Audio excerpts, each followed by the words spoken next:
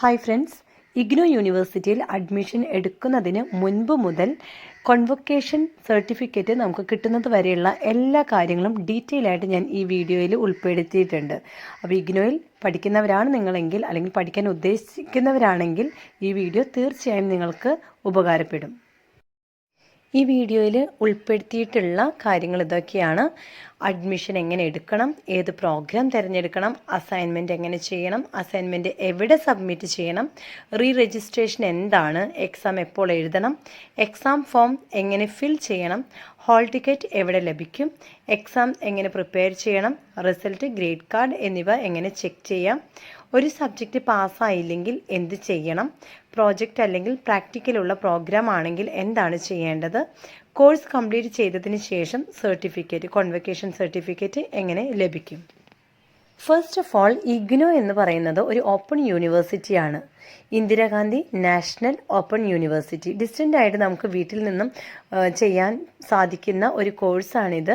അതുപോലെ തന്നെ UGC അംഗീകൃതമായതുകൊണ്ട് തന്നെ ഇതിൻ്റെ സർട്ടിഫിക്കറ്റ് നല്ല വാല്യൂ ഉണ്ട്. അപ്പോൾ നമുക്ക് ഫർദർ സ്റ്റഡീസിനാവട്ടെ അതുപോലെ എന്തെങ്കിലും ജോബ് ഓപ്പർച്യൂണിറ്റീസിനും നമുക്ക് തടസ്സങ്ങളൊന്നും വരില്ല.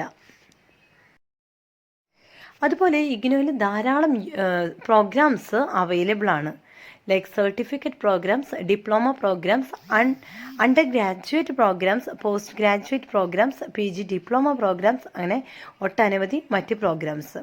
ഇതിൽ ശ്രദ്ധിക്കേണ്ട ഒരു കാര്യം, ഓരോ പ്രോഗ്രാമിൻ്റെയും എലിജിബിലിറ്റി, അതുപോലെ ഡ്യൂറേഷൻ, സബ്ജക്ട്സുകൾ, എക്സാമിനേഷൻ പാറ്റേൺ, അസൈൻമെൻറ്റ് റിക്വയർമെൻറ്റ്സ് ഇതെല്ലാം തന്നെ വ്യത്യസ്ത രീതിയിലായിരിക്കും. അഡ്മിഷൻ എടുക്കുന്നതിന് മുൻപ് എന്തെല്ലാം കാര്യങ്ങളാണ് നിങ്ങൾ ചെക്ക് ചെയ്യേണ്ടത്? എന്ത് ജോലിക്ക് വേണ്ടിയിട്ടാണോ അല്ലെങ്കിൽ നെക്സ്റ്റ് എന്ത് ഹയർ സ്റ്റഡീസിന് വേണ്ടിയിട്ടാണോ നിങ്ങൾ പഠിക്കാൻ പോകുന്നത്, അപ്പോൾ അത് ഫോക്കസ് ചെയ്തിട്ടുള്ള പ്രോഗ്രാം വേണം നിങ്ങൾ സെലക്ട് ചെയ്യാനായിട്ട്. ഇവിടെ സെലക്ട് ചെയ്യുമ്പോൾ പ്രത്യേകം ശ്രദ്ധിക്കുക, ഓരോന്നിനും ഓരോ പ്രോഗ്രാം കോഡുകൾ ഉണ്ടായിരിക്കും. ലൈക്ക് MA ഇംഗ്ലീഷ് ആണെങ്കിൽ MEG എന്നുള്ളതായിരിക്കും അതിൻ്റെ കോഡ്. അപ്പോൾ അത് കൃത്യമായിട്ട് ശ്രദ്ധിച്ച് വേണം നിങ്ങൾ കോഴ്സ് സെലക്ട് ചെയ്യാൻ. ഞാൻ പറയുകയാണെങ്കിൽ സമയമെടുത്ത് സെലക്ട് ചെയ്യുക എന്ന് തന്നെ ഞാൻ പറയും.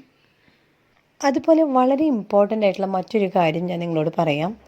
നിങ്ങളൊരു കോഴ്സ് സെലക്ട് ചെയ്യുമ്പോൾ അതിൻ്റെ മിനിമം ഡ്യൂറേഷനും മാക്സിമം ഡ്യൂറേഷനും നിങ്ങൾ മനസ്സിലാക്കി വെക്കുക. ഇടത് ഞാൻ കുറച്ചും കൂടി ക്ലിയർ ആക്കി തരാം. ഇതെന്തിനാണ് ഈ മിനിമം ഡ്യൂറേഷനും മാക്സിമം ഡ്യൂറേഷനും നമ്മൾ മനസ്സിലാക്കേണ്ടതെന്ന് വെച്ച് കഴിഞ്ഞാൽ അതനുസരിച്ച് നമുക്ക് നല്ല രീതിയിൽ എക്സാമിന് പ്രിപ്പയർ ചെയ്യാനായിട്ട് സാധിക്കും. ഓക്കെ, ഇപ്പോൾ 2 വർഷമൊക്കെയാണ് മിനിമം ഡ്യൂറേഷൻ എന്ന് വിചാരിക്കുക. നിങ്ങൾക്ക് എത്ര ക്രെഡിറ്റ്സ് ഉണ്ട് എന്ന് നോക്കണം. ഓക്കെ, അപ്പോൾ 8 ക്രെഡിറ്റ്സ് ഉള്ള വ്യക്തിയാണെങ്കിൽ മിനിമം 2 വർഷമാണുള്ളത്, മാക്സിമം 4 വർഷമായിരിക്കും. അങ്ങനെയാണെങ്കിൽ നിങ്ങൾ എന്ത് ചെയ്യണം? ഈ പറയുന്ന എക്സാംസ് നിങ്ങൾക്ക് എങ്ങനെ പ്രിപ്പയർ ചെയ്യാം? വളരെ സിമ്പിളായിട്ട് പ്രിപ്പയർ ചെയ്യുന്ന രീതി, ഇപ്പോൾ ജൂണിലും ഡിസംബറിലുമായിരിക്കും ഒരു വർഷത്തിൽ എക്സാംസ് ഉണ്ടായിരിക്കുക. അപ്പോൾ മൊത്തം 8 ക്രെഡിറ്റ്സുകൾ അല്ലെങ്കിൽ 8 സബ്ജക്ട്സുകളായിരിക്കുമല്ലോ ഉണ്ടായിരിക്കുന്നത്. അങ്ങനെയാണെങ്കിൽ 2 എക്സാംസ്, ജൂണിൽ 2 എക്സാം എഴുതി, അതുപോലെ ഡിസംബറിൽ 2 എക്സാം എഴുതി. അപ്പോൾ ഒരു വർഷത്തിൽ തന്നെ 4 എക്സാംസ് അല്ലെങ്കിൽ 4 ക്രെഡിറ്റ്സുകൾ നിങ്ങൾ കംപ്ലീറ്റ് ചെയ്തു. പിന്നെ ബാക്കി പെൻഡിങ് വരുന്ന 4 എക്സാംസ് നെക്സ്റ്റ് ഇയറിലും നിങ്ങൾക്ക് ഡിസംബറിലും ജൂണിലുമായിട്ട് കംപ്ലീറ്റ് ചെയ്യാം. അപ്പോൾ ശരിക്കും പറഞ്ഞാൽ നിങ്ങൾ 2 എക്സാംസേ അറ്റൻഡ് ചെയ്യുന്നുള്ളൂ ഒരു സെമിസ്റ്ററിലും ഒരു സമയത്ത്. ഓക്കെ, ഒരു ജൂൺ എക്സാമിൻ്റെ ആ ടൈമിൽ 2 എക്സാംസ് മാത്രം നന്നായി നിങ്ങൾക്ക് പ്രിപ്പയർ ചെയ്യാനായിട്ട് ടൈം കിട്ടും. അതിന് വേണ്ടിയിട്ടാണ് നമ്മൾ ഈ ഡ്യൂറേഷൻ അത്രയും ഫോക്കസ് ചെയ്തുകൊണ്ട് ഇങ്ങനെ പറയുന്നത്. ഓക്കെ, അതുമാത്രമല്ല, അഥവാ നിങ്ങൾ ലാഗ് ചെയ്ത് ഈ 8 ക്രെഡിറ്റ്സ് ഉണ്ട്, അപ്പം 4 വർഷമുണ്ട്, അങ്ങനെയൊക്കെ ആണെങ്കിൽ നിങ്ങളത് കഴിയുന്നവരെ ലാസ്റ്റേക്ക് ഇങ്ങനെ ഓരോ പരീക്ഷ ഓരോ ടൈമിൽ അങ്ങനെ നിങ്ങൾ നോക്കുകയാണെങ്കിൽ എന്താണ് ഉണ്ടാകുന്നത്? അറ്റ് ദി എൻഡ് ലാസ്റ്റത്തെ എക്സാമിൽ അങ്ങനെ നിങ്ങൾ തോറ്റു പോവുകയാണെങ്കിൽ പിന്നീട് നിങ്ങൾക്ക് എഴുതാനുള്ള അവിടുത്തെ ഒരു ഓപ്പർച്യൂണിറ്റി നഷ്ടപ്പെടുകയാണ് ചെയ്യുന്നത്. ഓക്കെ, നിങ്ങളുടെ മാക്സിമം ഡ്യൂറേഷൻ അവിടെ കഴിഞ്ഞു പോയി. അതുകൊണ്ടാണ് മാക്സിമം ഡ്യൂറേഷനിൽ എത്താനായിട്ട് നിങ്ങൾ ശ്രദ്ധിക്കേണ്ടത് മിനിമം ഡ്യൂറേഷനിൽ തന്നെ നിങ്ങളുടെ എക്സാംസുകൾ കംപ്ലീറ്റ് ചെയ്യാൻ ശ്രദ്ധിക്കുക. അങ്ങനെയാണ് തന്നെയാണെങ്കിൽ അഥവാ നിങ്ങൾ തോൽക്കുകയാണെങ്കിൽ തന്നെ നെക്സ്റ്റ് ഇയർ നിങ്ങൾക്ക് അറ്റംപ്റ്റ് ചെയ്യാനായിട്ട് സാധിക്കും. ക്ലിയർ? അത് തന്നെയാണ് അസൈൻമെൻറ്റിൻ്റെ കേസിലും. അസൈൻമെൻറ്റ്സുകളൊക്കെ എത്രയും പെട്ടെന്ന് നിങ്ങൾക്ക് എഴുതി തീർക്കാൻ സാധിക്കുകയാണെങ്കിൽ പിന്നെ ഈ പറഞ്ഞോണം ലാഗ് വരികയില്ല. അഥവാ നിങ്ങൾ അസൈൻമെൻറ്റ്സിലും ഇതുപോലെ തോൽക്കുകയാണെങ്കിൽ നിങ്ങൾക്ക് എഴുതി കംപ്ലീറ്റ് ചെയ്യാനായിട്ട് ടൈം ഉണ്ടായിരിക്കും. ഓക്കെ, അപ്പോൾ മിനിമം ഡ്യൂറേഷനിൽ തന്നെ എക്സാംസ്, അസൈൻമെൻറ്റിൻ്റെ എക്സാം ആകട്ടെ, തിയറി എക്സാംസ് അല്ലെങ്കിൽ പ്രാക്ടിക്കൽ എല്ലാം തന്നെ നിങ്ങൾ ആ ടൈം ഡ്യൂറേഷനിൽ തീർക്കാനായിട്ട് ശ്രദ്ധിക്കൂ കേട്ടോ. അതുപോലെ തന്നെ മീഡിയം സെലക്ട് ചെയ്യുന്ന സമയത്ത് നിങ്ങൾ അഡ്മിഷൻ്റെ സമയത്ത് മീഡിയം സെലക്ട് ചെയ്യുമ്പോൾ അത് ഇംഗ്ലീഷ് ആണെങ്കിൽ ഇംഗ്ലീഷ് തന്നെ സെലക്ട് ചെയ്യാനുള്ള കാര്യം ശ്രദ്ധിക്കുമല്ലോ. അതുപോലെ ഫീസ് നിങ്ങൾക്ക് ഓൾറെഡി അറിയാം. അഡ്മിഷൻ ഫീ എന്ന് പറയുന്നത് വെറുതെ അഡ്മിഷൻ ഫീ മാത്രമായിരിക്കില്ല, മറിച്ച് എക്സാമിനേഷൻ ഫീ, റീ രജിസ്ട്രേഷൻ ഫീ, പ്രാക്ടിക്കൽ പ്രോജക്റ്റ് ഇങ്ങനെയുള്ള കാര്യങ്ങളൊക്കെ എക്സ്ട്രാ ചാർജസ് ആയിരിക്കും വരുന്നത്. അപ്പോൾ അതൊക്കെ നിങ്ങൾ ശ്രദ്ധിക്കണം. എന്ന് വെച്ച് കഴിഞ്ഞാൽ എക്സാമിൻ്റെ ടൈമിൽ നിങ്ങൾ എക്സ്ട്രാ ഫീസ് കെട്ടണം. സാധാരണ 200 റുപ്പീസൊക്കെയാണ് എക്സാം ഫീ ഒക്കെ ആയിട്ട് വരാറ്. ഓക്കെ, അതുപോലെ സ്റ്റഡി സെൻറ്ററും റീജിയണൽ സെൻറ്ററും ഇത് രണ്ടാണ്. Study centre, exam centre, regional centre ഇതെല്ലാം ഡിഫറെൻ്റ് ആണ്. ഓക്കെ, അപ്പോൾ നിങ്ങൾക്കിപ്പോൾ എക്സാം സെൻറ്ററിലായിരിക്കും നിങ്ങൾ എക്സാം എഴുതാൻ പോകുന്നത്. എക്സാം സെൻറ്റർ എപ്പോഴും വേറെ എക്സാം സെൻറ്റേഴ്സ് നമുക്ക് വരും. ഇടന്ന് ഞാൻ കുറച്ചും കൂടി ക്ലിയർ ആക്കി തരാം. എക്സാമിന് മുൻപായിട്ട് നമ്മൾ എക്സാം ഫോം ഫിൽ ചെയ്യേണ്ടി വരും. അതിനായിട്ട് നമുക്ക് എത്ര എക്സാംസുകളാണ് ഉള്ളത്, ഓക്കെ, അത്രയും എക്സാംസുകൾ എല്ലാം എന്തായാലും നമ്മൾ എഴുതാൻ പോകുന്നില്ല. അഥവാ ഇനിയിപ്പോൾ അത് എല്ലാം എഴുതണമെങ്കിൽ തന്നെ, അല്ലെങ്കിൽ ഇപ്പോൾ 4 എക്സാമാണ് ഇപ്പോൾ നമ്മൾ എഴുതുന്നതെന്ന് വെച്ചാൽ നമ്മൾ എന്ത് ചെയ്യണം, ആ ഒരു ഫോമിൽ നമ്മളുടെ സബ്ജക്ട്സുകൾ നമ്മൾ ഓൾറെഡി പഠിച്ചുകൊണ്ടിരിക്കുന്ന ആ സബ്ജക്ട്സുകൾ അവിടെ ഉണ്ടായിരിക്കും. അപ്പോൾ അതിൽ നമ്മൾ ടിക്ക് ഇട്ട് കൊടുത്തിട്ട് നമ്മൾ അപ്ലൈ ചെയ്യണം. അപ്ലൈ ചെയ്യുന്ന സമയത്ത് അവിടെ നമുക്ക് ചിലപ്പോൾ ഓൾമോസ്റ്റ് എല്ലാ സമയത്തും വരുന്ന കാര്യമാണ് സീറ്റ് അവൈലബിലിറ്റി ഇല്ല എന്നുള്ളത്. അതെല്ലാ സബ്ജക്റ്റിനും അല്ല, ചില സബ്ജക്റ്റുകൾക്ക് സീറ്റ് അവൈലബിലിറ്റി ഉണ്ടാകും, ചില സബ്ജക്റ്റുകൾക്ക് സീറ്റ് അവൈലബിലിറ്റി ഉണ്ടാവുകയില്ല. ആ ഒരു സാഹചര്യത്തിൽ നമ്മൾ എന്ത് ചെയ്യണം, വേറൊരു എക്സാം സെൻറ്റർ നോക്കാം. നമുക്ക് പോയി എഴുതാനായിട്ട് കൺവീനിയൻ്റ് ആയിട്ടുള്ള എക്സാം സെൻറ്റേഴ്സ് നമ്മൾ നോക്കിയിട്ട് ആ എക്സാം സെൻറ്ററിൽ നമ്മൾ ഏതൊക്കെയാണോ സബ്ജക്റ്റുകൾ എഴുതാൻ പോകുന്നത് അതുകൾ നമ്മൾ ടിക്ക് ചെയ്ത് കൊടുക്കുക. എന്നിട്ട് ആ എക്സാം സെൻറ്റർ നമ്മൾ സെലക്ട് ചെയ്യാം. അങ്ങനെ സെലക്ട് ചെയ്യുമ്പോഴും എന്നിട്ട് നമ്മൾ അപ്ലൈ ചെയ്യുക. ചില സമയത്ത് സീറ്റ് അവൈലബിലിറ്റി നമുക്ക് എല്ലാ സബ്ജക്ട്സുകളും നമ്മൾ അപ്ലൈ ചെയ്തതിന് കിട്ടും, ചില സമയത്ത് കിട്ടുകയില്ല.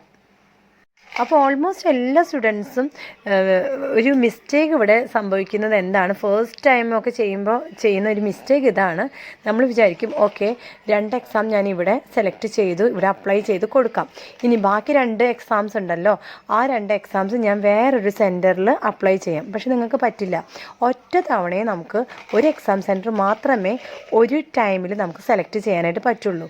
അപ്പം നിങ്ങൾ എന്താ ചെയ്യേണ്ടതെന്ന് അറിയോ, ഇത് വളരെ കെയർഫുള്ളി നിങ്ങൾ ചെയ്യേണ്ട കാര്യമാണ് കേട്ടോ. നിങ്ങൾ 4 സബ്ജക്ട്സുകളാണ് എഴുതാൻ ഉദ്ദേശിക്കുന്നതെങ്കിൽ, എവിടെയെങ്കിലും 3 സബ്ജക്ട്സ് നിങ്ങൾക്ക് കിട്ടുന്നുണ്ടെങ്കിൽ ആ 3 സബ്ജക്ട്സ് വെച്ച് നിങ്ങൾ അപ്ലൈ ചെയ്ത് കൊടുക്കുക. കാരണം നിങ്ങൾ ഓരോ സമയവും ഇങ്ങനെ വെയിറ്റ് ചെയ്യുന്നതനുസരിച്ച് എക്സാം സെൻറ്ററിൽ ബാക്കിയുള്ള സ്റ്റുഡൻസ് അവിടെ ഫിൽ ചെയ്തുകൊണ്ടിരിക്കുകയാണ്. ഓക്കെ, അവരവിടെ അപ്ലൈ ചെയ്തുകൊണ്ടിരിക്കുകയാണ്. അപ്പോൾ നമ്മുടെ സീറ്റ് അവൈലബിലിറ്റി കുറഞ്ഞുകൊണ്ടേയിരിക്കും.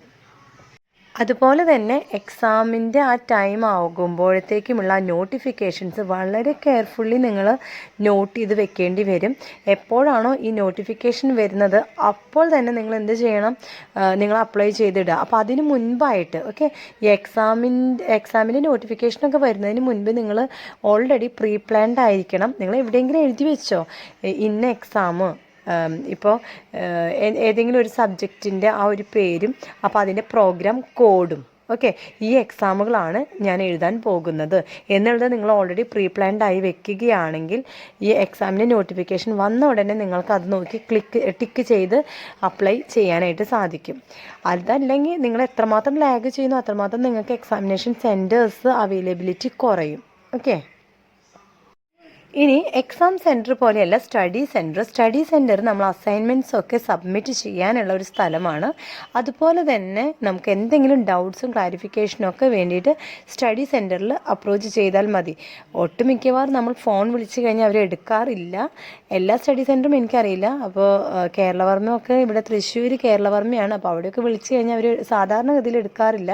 നമ്മൾ നേരിട്ട് പോയി അവരുടെ ഓഫീസ് ടൈം അറിയുകയാണെങ്കിൽ നേരിട്ട് പോയി അവിടെ ഡൗട്ട്സ് ക്ലിയർ ചെയ്യുന്നതായിരിക്കും നല്ലത്. സൺഡേ അവർക്ക് വർക്കിംഗ് ഡേ ആയിട്ടാണ് നിലവിൽ ഉള്ളത്. അതുപോലെ റീജിയണൽ സെൻറ്ററിലും നമുക്ക് ഡൗട്ട്സ് ക്ലാരിഫിക്കേഷന് വേണ്ടി പോവാം. പക്ഷേ അസൈൻമെൻറ്റ്സ് സബ്മിറ്റ് ചെയ്യേണ്ടത് റീജിയണൽ സെൻറ്ററിലല്ല, സ്റ്റഡി സെൻറ്ററിലാണ്. നിങ്ങൾക്കറിയാം, ഇഗ്നോയിൽ നിന്ന് നമുക്ക് ഡയറക്റ്റായിട്ട് ക്ലാസ്സസോ അല്ലെങ്കിൽ ഇൻഫർമേഷൻസോ ഒന്നും ലഭിക്കുന്നില്ല. പക്ഷെ നമുക്ക് ഇഗ്നോയുടെ വെബ്സൈറ്റ് അവൈലബിൾ ആണ്. അപ്പോൾ അവിടെ നിന്നുമായിരിക്കണം നമ്മൾ കൂടുതലായിട്ടും കാര്യങ്ങൾ മനസ്സിലാക്കേണ്ടത്, ഇഗ്നോയുടെ വെബ്സൈറ്റിൽ നിന്നും. പക്ഷേ എനിക്ക് പറയാനുള്ളത് യൂട്യൂബ്, അതുപോലെ വാട്സപ്പ്, ടെലിഗ്രാം, ഫേസ്ബുക്ക്, ഇതിൽ നിന്നെല്ലാം നമുക്ക് ഇഗ്നോയെ കുറിച്ചുള്ള കൂടുതൽ ഡീറ്റെയിൽസ് ലഭിക്കും. പക്ഷേ എന്താ സംഭവിക്കുന്നതെന്ന് വെച്ച് കഴിഞ്ഞാൽ ഇപ്പോൾ അസൈൻമെൻറ്റ്സ് ഒക്കെ നമുക്ക് ലഭിക്കുമ്പോൾ നമ്മൾ വർഷം അല്ലെങ്കിൽ എക്സാമിനേഷൻ്റെ ഡേറ്റ് ഒക്കെ നോക്കുമ്പോൾ ചിലപ്പോൾ നിങ്ങൾ വർഷം നോക്കില്ല. ഓക്കെ, ഏതോ ഒരു 2020 ഒക്കെ ആയിരിക്കും ചിലപ്പോൾ അവിടെ അപ്ലോഡ് ചെയ്തിരിക്കുന്നത്. പക്ഷെ നമ്മൾ അത് ഈ വർഷത്തെയാണ് എന്ന് തെറ്റിദ്ധരിച്ചുകൊണ്ടൊക്കെ കുറേ മിസ്റ്റേക്സുകൾ പലരും സംഭവിക്കുന്ന കാര്യങ്ങളാണ്. അപ്പോൾ അതുകൊണ്ടാണ് എപ്പോഴും, പിന്നെ യൂട്യൂബിലാണെങ്കിലും നമ്മളൊരു വീഡിയോ ഇപ്പോൾ ആരെങ്കിലുമൊക്കെ അപ്ലോഡ് ചെയ്തിട്ടുണ്ടായിരിക്കും. പക്ഷേ കുറച്ച് കഴിയുമ്പോൾ അതിൻ്റെ ടേംസും കണ്ടീഷൻസിനൊക്കെ മാറ്റങ്ങൾ സംഭവിച്ചിട്ടുണ്ടായിരിക്കും. എക്സാമിനേഷൻ ഡേറ്റ് ചേഞ്ച് ആയിട്ടുണ്ടായിരിക്കും. പക്ഷെ നിങ്ങൾ പിന്നെയും കാണുന്നത് മുന്നത്തെ വീഡിയോസ് ആയിരിക്കും. പിന്നീട് ഒന്നെങ്കിൽ നിങ്ങൾ ഏത് ചാനലാണോ വാച്ച് ചെയ്തിരിക്കുന്നത് അവരാദ്യമേ പുതിയൊരു അപ്ഡേഷൻ നൽകിയിട്ടുണ്ടായിരിക്കില്ല. അങ്ങനെ ആകുമ്പോൾ നിങ്ങൾക്ക് ധാരാളം മിസ്റ്റേക്സ് വരും. അതുകൊണ്ടാണ് എപ്പോഴും വെബ്സൈറ്റും കൂടി ചെക്ക് ചെയ്യണം എന്ന് പറയുന്നത്. ഇഗ്നോയിൽ അഡ്മിഷൻ എടുക്കുന്ന സമയത്ത് നിങ്ങളുടെ പേര്, date of birth, address, mobile number, email ID, education qualification, അതുപോലെ ഏത് പ്രോഗ്രാമാണ് നിങ്ങൾ സെലക്ട് ചെയ്തിരിക്കുന്നത് അങ്ങനെ മറ്റാവശ്യമായിട്ടുള്ള എല്ലാ വിവരങ്ങളും കൃത്യമായിട്ട് സ്പെല്ലിംഗ് മിസ്റ്റേക്ക് ഇല്ലാതെ കൊടുക്കാനായിട്ട് ശ്രദ്ധിക്കണം. അതുപോലെ അഡ്മിഷനായിട്ട് പോകുന്ന സമയത്ത് കുറച്ച് ഡോക്യുമെൻറ്റ്സ് നിങ്ങൾ സൂക്ഷിച്ച് വെക്കേണ്ടതുണ്ട്. ഒന്ന് നിങ്ങളുടെ photograph, signature, ID proof, previous qualification certificates, mark sheets, category certificate applicable ആണെങ്കിൽ, അതുപോലെ പ്രോഗ്രാം സ്പെസിഫിക് ഡോക്യുമെൻറ്റ്സ്, ഇതെല്ലാം തന്നെ നിങ്ങൾ സ്കാൻ ചെയ്തിട്ടായിരിക്കും അവിടെ അയക്കേണ്ടത്. അപ്പോൾ ഓരോ സ്കാൻഡ് കോപ്പീസ് നിങ്ങളുടെ കൈവശം കൂടി സൂക്ഷിക്കണം. അപ്പോൾ ഇത്രയൊക്കെയുള്ളൂ നിങ്ങളുടെ അഡ്മിഷന് മുൻപുള്ള കുറേ കാര്യങ്ങൾ. അഡ്മിഷൻ എടുത്ത് കഴിഞ്ഞാൽ പിന്നെ എന്തൊക്കെ ചെയ്യണം? അഡ്മിഷൻ എടുത്ത് കഴിഞ്ഞാൽ ഉടനെ തന്നെ ആ ദിവസം തന്നെ നിങ്ങളുടെ application details, payment receipt, admission confirmation ആയിട്ടുള്ള ഒരു മെയിൽ നിങ്ങളുടെ കയ്യിൽ വരും. അത് എൻറോൾമെൻറ്റ് നമ്പർ, പ്രോഗ്രാം ഡീറ്റെയിൽസ്, ഇതെല്ലാം നിങ്ങൾക്ക് മെയിലായി വന്നിട്ടുണ്ടായിരിക്കും. അപ്പോൾ ഇതെല്ലാം നിങ്ങൾ സൂക്ഷിച്ച് വെക്കുക എന്നുള്ളത് വളരെ അത്യാവശ്യമുള്ള കാര്യമാണ്. എസ്പെഷ്യലി ആ കൺഫർമേഷൻ മെയിലൊക്കെ വളരെ അത്യാവശ്യമാണ്, സേവ് ചെയ്ത് വയ്ക്കുക. എൻറോൾ നമ്പർ ഒരിക്കലും നിങ്ങൾ മറന്നു പോകരുത്. അതുകൊണ്ട് തന്നെ അതൊന്നെങ്കിൽ സ്ക്രീൻഷോട്ട് എടുത്തോ നോട്ട്ബുക്കിൽ എഴുതിയോ എങ്ങനെ വേണമെങ്കിലും നിങ്ങൾക്ക് സൂക്ഷിക്കാം. ഓക്കെ, ഇനി നിങ്ങൾ ഇഗ്നോ പഠിക്കാൻ പോവുകയാണ് ഇഗ്നോയിൽ. അപ്പോൾ അതിൻ്റെ പ്രോഗ്രാം സ്ട്രക്ചർ നമുക്കൊന്ന് മനസ്സിലാക്കാം. അഡ്മിഷൻ എടുത്ത് കഴിയുമ്പോൾ തന്നെ ആ പേജ് നിങ്ങൾക്ക് തുറന്നു കഴിയുമ്പോൾ നിങ്ങൾക്ക് മനസ്സിലാക്കാൻ പറ്റും ഓരോ കോഴ്സിൻ്റെയും കോഡുകൾ, അതുപോലെ എത്ര ക്രെഡിറ്റ്സ് വീതമുണ്ട്, അതുപോലെ അസൈൻമെൻറ്റ്സ് ഉണ്ടോ, പ്രാക്ടിക്കലുണ്ടോ, പ്രോജക്റ്റ് വർക്കുകളുണ്ടോ, ഇങ്ങനെയുള്ള കുറേ കാര്യങ്ങൾ മനസ്സിലാക്കാൻ സാധിക്കും. പിന്നെ എക്സാം എപ്പോഴാണ് എന്നുള്ളത് നിങ്ങൾക്ക് നിങ്ങളുടെ കോഴ്സിൻ്റെ പ്രീവിയസ് ഇയർ ക്വസ്റ്റ്യൻ പേപ്പേഴ്സൊക്കെ ചെക്ക് ചെയ്യുകയാണെങ്കിൽ മനസ്സിലാക്കാം. പ്രോഗ്രാം അല്ലെങ്കിൽ നിങ്ങളുടെ കോഴ്സ് കംപ്ലീറ്റ് ചെയ്യാനായിട്ടുള്ള എല്ലാ റിക്വയർമെൻറ്റ്സും നിങ്ങൾ അറിഞ്ഞിരിക്കണം. അപ്പോൾ ഈ ഡ്യൂറേഷനിൽ തന്നെ നിങ്ങളുടെ ഇപ്പോൾ അസൈൻമെൻറ്റ്സ് ഉണ്ട്, പ്രോജക്റ്റ് വർക്ക് ഉണ്ട്, ഇതൊക്കെ ഉണ്ടെന്ന് വെച്ച് കഴിഞ്ഞാൽ എല്ലാം നിങ്ങളുടെ സ്റ്റഡി ഡ്യൂറേഷൻ ഉണ്ടായിരിക്കുമല്ലോ. അപ്പോൾ ആ കോഴ്സ് ഡ്യൂറേഷനിൽ തന്നെ ഇതെല്ലാം കവർ ചെയ്യണം. അല്ലാതെ തിയറി ഒരു സമയത്ത്, പ്രാക്ടിക്കൽ വേറെ സമയത്ത്, അസൈൻമെൻറ്റ്സ് വേറെ സമയത്ത്, അങ്ങനെയല്ല. ഓക്കെ, അടുത്തതായിട്ട് സ്റ്റഡി മെറ്റീരിയൽസിനെ കുറിച്ച് നമുക്ക് നോക്കാം. അഡ്മിഷന് സമയത്ത് തന്നെ നിങ്ങൾക്ക് സ്റ്റഡി മെറ്റീരിയൽസ് ആവശ്യമാണെങ്കിൽ അവിടെ നിങ്ങൾ അപ്ലൈ ചെയ്തിട്ടുണ്ടായിരിക്കും. അപ്പോൾ നിങ്ങൾക്ക് സ്റ്റഡി മെറ്റീരിയൽസ് ബുക്സുകൾ വീട്ടിൽ കൊറിയറായിട്ട് എത്തും. കുറച്ച് നേരം വൈകിട്ടാണെങ്കിലും ബുക്സ് എത്തുമെന്നുള്ളത് ഉറപ്പാണ്. അഥവാ ബുക്സ് ഡിലേ ആവുകയാണെങ്കിൽ നിങ്ങൾക്കൊരു മെയിൽ അയച്ചാൽ മതി. അവർക്ക് മെയിൽ അയച്ചാൽ ഉടനെ നിങ്ങളുടെ പുസ്തകങ്ങൾ വീട്ടിലെത്തുന്നതായിരിക്കും. ബുക്സ് എത്തുന്നതിന് മുൻപേ നിങ്ങൾക്കൊന്ന് പഠിച്ചു തുടങ്ങണം, അല്ലെങ്കിൽ എന്താണ് ആ ബുക്സിനകത്തുള്ളത് എന്നറിയണമെങ്കിൽ ഇഗ്നോയുടെ ഒരു വെബ്സൈറ്റ് ഉണ്ട്, ആ ഒരു ആപ്പ് ഉണ്ട്. ആ ആപ്പ് ഡൗൺലോഡ് ചെയ്താൽ മതിയായിരിക്കും. നിങ്ങൾക്ക് അതിൽ നിന്നും വായിച്ച് മനസ്സിലാക്കാവുന്നതേ ഉള്ളൂ. ഇത് തന്നെയാണ് ബുക്കിലും ഉള്ളത്. ഇഗ്നോയിലെ എക്സാമിന് എങ്ങനെ പ്രിപ്പയർ ചെയ്യണം, അല്ലെങ്കിൽ സ്റ്റഡി മെറ്റീരിയൽസിൽ നിന്നും എങ്ങനെ പഠിക്കാം എന്നുള്ളത് ഒറ്റ വാക്കിൽ പറയുകയാണെങ്കിൽ read, understand, make notes, revise, practice writing. അതങ്ങനെ പറയാൻ സുഖമാണെങ്കിലും പഠിക്കാൻ അത്ര എളുപ്പമുള്ള കാര്യമല്ല. കാരണം ഇഗ്നോയുടെ ബുക്സ് എന്ന് പറഞ്ഞാൽ നല്ല കട്ടിയുള്ള അത്യാവശ്യം പേജസ് ഉള്ള ബുക്സുകളാണ്. ചിലപ്പോൾ ഒരു സബ്ജക്റ്റിന് തന്നെ 2-3 ബുക്സൊക്കെ ഉണ്ട്. അപ്പോൾ ഇതൊക്കെ പഠിക്കുക കുറച്ച് ബുദ്ധിമുട്ടുള്ള കാര്യമാണ്. എന്ന് വെച്ച് കഴിഞ്ഞാൽ ഓരോ പേജും വായിച്ച് മനസ്സിലാക്കി പഠിക്കുക എന്ന് പറയുന്നത് അത്യാവശ്യം ബുദ്ധിമുട്ടുള്ള കാര്യമാണ്. അപ്പോൾ നമുക്ക് എങ്ങനെ ഈസി ആയിട്ട് പഠിക്കാം? ഏറ്റവും എളുപ്പമാർഗ്ഗം എന്ന് പറയുന്നത് പ്രീവിയസ് ഇയർ ക്വസ്റ്റ്യൻ പേപ്പേഴ്സാണ്. അത് റെഫർ ചെയ്യുക. അതുപോലെ തന്നെ നിങ്ങൾക്ക് AI സഹായം നേടാം. അപ്പോൾ അതിൽ നിന്നൊക്കെയാണ് ഇപ്പോൾ നിങ്ങൾക്കറിയാം ഒരു ക്വസ്റ്റ്യനൊക്കെ നിങ്ങളെടുത്ത് ആ ഒരു ക്വസ്റ്റ്യൻ നിങ്ങളുടെ ബുക്കിൽ എവിടെയാണ് ഉള്ളതെന്ന് വെച്ച് കഴിഞ്ഞാൽ അതൊന്ന് ഫോട്ടോ എടുത്ത് സ്കാൻ ചെയ്തോ ഫോട്ടോ എടുത്തോ നിങ്ങൾക്ക് അതൊന്ന് AI അപ്ലോഡ് ചെയ്ത് കഴിഞ്ഞാൽ, ഇപ്പോൾ ChatGPTയിലൊക്കെ ഒന്ന് അപ്ലോഡ് ചെയ്ത് കഴിഞ്ഞാൽ അതിൻ്റെ ആൻസർ കിട്ടും. പിന്നെ അതിനെക്കുറിച്ച് ഞാൻ പിന്നീട് കുറച്ചും കൂടി കാര്യങ്ങൾ പറഞ്ഞു തരാം. ആദ്യം അസൈൻമെൻറ്റ്സ് എന്താണ് എന്നുള്ളത് നമുക്ക് നോക്കാം. യൂട്യൂബിൽ അസൈൻമെൻറ്റ്സും അതിൻ്റെ ആൻസേഴ്സും ഒക്കെ അവൈലബിൾ ആണ്. അപ്പോൾ പല കുട്ടികളും ഒരു മിസ്റ്റേക്സ് ഉണ്ടാക്കുന്നത് എങ്ങനെയാണ്, അത് അസൈൻമെൻറ്റ്സ് അങ്ങനെ തന്നെ പകർത്തി നമ്മൾ എഴുതി അത് നമ്മൾ അയച്ചു കൊടുക്കും. എന്നിട്ട് നമ്മൾ ഫെയിൽ എന്നും കാണിച്ച് റിട്ടേൺ പോരും. അതെന്തുകൊണ്ടാണെന്ന് വെച്ച് കഴിഞ്ഞാൽ നിങ്ങൾ അയക്കുന്ന അസൈൻമെൻറ്റ്സ് അത് ഒരു കാര്യം നിങ്ങൾ മനസ്സിലാക്കിക്കോ, നിങ്ങൾ എഴുതുന്ന എക്സാമിന് എത്ര വാല്യൂ ഉണ്ടോ അത്ര തന്നെ നിങ്ങൾ പ്രിഫറൻസ് ഈ അസൈൻമെൻറ്റ്സിനും കൊടുക്കണം. കാരണം അസൈൻമെൻറ്റ്സിൻ്റെ മാർക്കും തിയറിയുടെ നിങ്ങൾ എഴുതുന്ന മാർക്കും കൂടിയിട്ടാണ് നിങ്ങൾ ജയിക്കാൻ പോകുന്നത് എക്സാമിൽ. ഓക്കെ, അപ്പോൾ ഈ അസൈൻമെൻറ്റ്സ് നിങ്ങൾ അത്രയും ഇമ്പോർട്ടൻസ് നൽകണമെന്ന് തന്നെയാണ് ഞാൻ പറയുക. അപ്പോൾ അതിനായിട്ട് എങ്ങനെ നിങ്ങൾ അസൈൻമെൻറ്റ്സ് എഴുതാം? പലരും അവരുടെ യൂട്യൂബ് ചാനലിൽ അസൈൻമെൻറ്റ്സ് കൊടുത്തിരിക്കുന്നത് ഏതോ ഒരു വർഷത്തെയൊക്കെ ആയിരിക്കും. അപ്പോൾ ആ വർഷത്തെ നിങ്ങൾ എടുത്ത് എഴുതി കഴിഞ്ഞാൽ ഒരു കാര്യവുമില്ല. കറണ്ട് അസൈൻമെൻറ്റ് എന്ന് ഗൂഗിളിൽ സെർച്ച് ചെയ്ത് കഴിഞ്ഞാൽ, ഇഗ്നോ കറണ്ട് അസൈൻമെൻറ്റ് നിങ്ങൾ ഗൂഗിളിൽ സെർച്ച് ചെയ്ത് കഴിഞ്ഞാൽ നിങ്ങൾക്ക് ആ വർഷത്തെ ജൂണിലുണ്ടായിരിക്കും അസൈൻമെൻറ്റ്സ്, ഡിസംബറിലുണ്ടായിരിക്കും അസൈൻമെൻറ്റ്സ്. അപ്പം നിങ്ങൾ ജൂണിലാണ് അസൈൻമെൻറ്റ്സ് ചെയ്യാൻ ഉദ്ദേശിക്കുന്നതെങ്കിൽ ജൂണിലത്തെ തന്നെ എടുക്കുക. ഓക്കെ, അപ്പോൾ വർഷം നോക്കുക. അതൊക്കെ ഞാൻ മുന്നേ വീഡിയോ ചെയ്തിട്ടുണ്ട് എന്നാണ് എൻ്റെ ഓർമ്മ. നിങ്ങൾക്ക് അവിടെ സെർച്ച് ചെയ്യാം.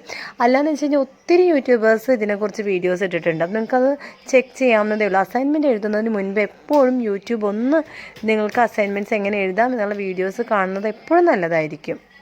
അങ്ങനെ കറക്റ്റ് ക്വസ്റ്റ്യൻ എടുത്തതിന് ശേഷം ഞാനൊരു ടിപ്പ് പറഞ്ഞു തരാം. ഇത് തന്നെയാണ് എക്സാമിനേഷന് നിങ്ങൾ പ്രിപ്പയർ ചെയ്യേണ്ട രീതിയും.